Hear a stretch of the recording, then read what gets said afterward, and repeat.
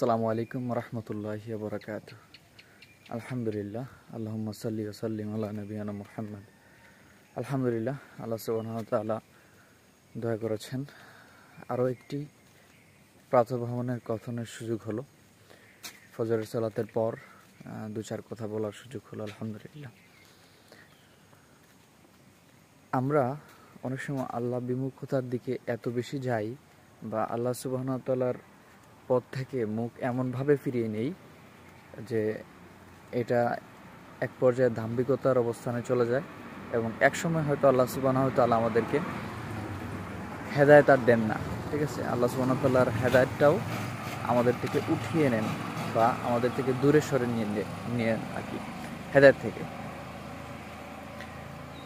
আমরা আসলে কেন আল্লাহর দিক থেকে আল্লাহর পথ থেকে বিমুখ হয়ে যাই বা আল্লাহর পথ থেকে মুখ ফিরিয়ে নেই? হয়তো আমরা নিচ্ছি না, আমাদের চারপাশের মানুষ নিচ্ছে, মানুষজন নিচ্ছে। কেন নিচ্ছে বা কেন আসলে কোর ইসলাম যেটাকে বলে, ইসলামের যে রোড যেটা আছে ওই রোডে কেন মানুষ অনেকেই তো আসতে চায় না, তাই না?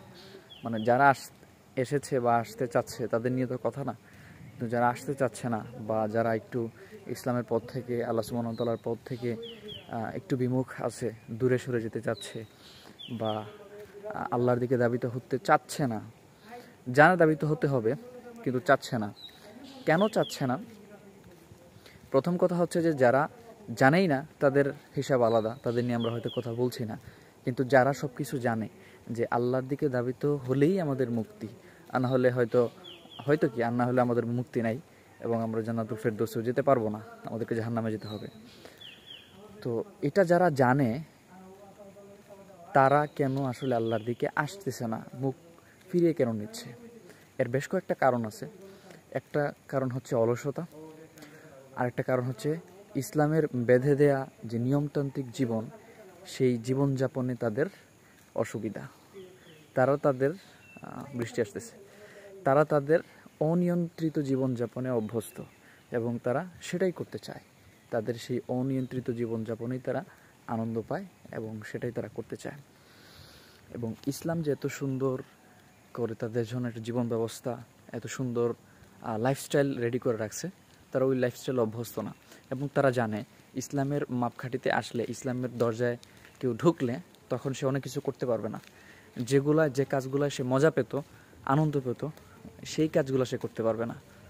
লেটস সে অশ্লীল কিছু দেখতে পারবে না, আরও যা যা আছে খারাপ কিছু দেখতে পারবে না, সুদ খেতে পারবে না, তারপর জুয়া খেলতে পারবে না, তারপরে হচ্ছে ফ্রি মিক্সিং করতে পারবে না, আরও অনেক কিছু ইত্যাদি ইত্যাদি। তো এই বিষয়গুলা সে করতে পারবে না নর্মালি, একেবারে প্র্যাকটিসিং মুসলিম যেটাকে বলে, প্র্যাকটিসিং মুসলিম হলে এটা করতে পারবে না, কিন্তু প্র্যাকটিসিং মুসলিম না হলে সে সবই করতে পারবে। নামে মুসলিম আছে না, নামে মুসলিম তো অনেক আছে, যে তার নাম হচ্ছে জন্মগতভাবে সে মুসলিম, কিন্তু আসলে তার চলাফেরা মুসলিমের মতো না। সে হয়তো প্র্যাকটিসিং মুসলিমের মতো চলাফেরা করছে না, তার হচ্ছে সব কিছুই হচ্ছে অন্যদের মতো, ঠিক আছে, কাফের মুশরিকদের মতো। সো এটা একটা সমস্যা। এই ব্যাপারেও আসলে এই জন্যেও অনেকে আসলে এই ভয়েও সে একেবারে আল্লাহর দিকে বুক করছে না বা আল্লাহর দিকে ফিরে আসতেছে না। এই ভয়গুলো আসলেই তাদের ভিতরে কাজ করে। আর এটা হচ্ছে অলসতার কথা যেটা বললাম, এটাও খুব ব্যাপকভাবে ধরে সবাইকে। যেমন অনেক সময় আমাদেরও হয় এরকম যে অলসতা চলে আসে শরীরে, তখন দেখবেন উঠতে ইচ্ছে করে না।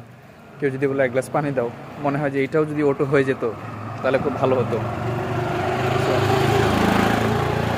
সেম জিনিসটা আমাদের অনেকের ক্ষেত্রেও হয়। দেখা যায় যে আমরা সালাত আদায় করবো, কিন্তু আসলে অলসতায় ধরে পড়েছে, হয়তো বাসায় সালাত আদায় করে ফেলছি, কিংবা অনেকের সালাদটাও কাজা হয়ে যাচ্ছে। তো এইটা হচ্ছে প্রথম ব্যাপার, যে আপনি সালাতেই যদি ঠিকঠাক না করতে পারেন তাহলে আপনি প্র্যাকটিসিং মুসলিম আর হতে পারবেন না। ঠিক আছে, সালাত তো মেইন জিনিস। ওই জন্য আসলে অনেকে দিনে থাকতে পারে না বা দিনে আসতে পারে না। যাই হোক, প্রচুর বৃষ্টি চলে আসছে, এখন হয়তো এটা কন্টিনিউ করা হবে না আর। ইনশাআল্লাহ আগামীকালকে কথা হবে। সবাই ভালো থাকুন, সুস্থ থাকুন। যারা মারা গেছে তাদের জন্য দোয়া করবেন, আল্লাহ যেন তাদেরকে জান্নাতুল ফেরদৌস দান করেন। আসসালামু আলাইকুম ওয়া রাহমাতুল্লাহি ওয়া বারাকাতুহু।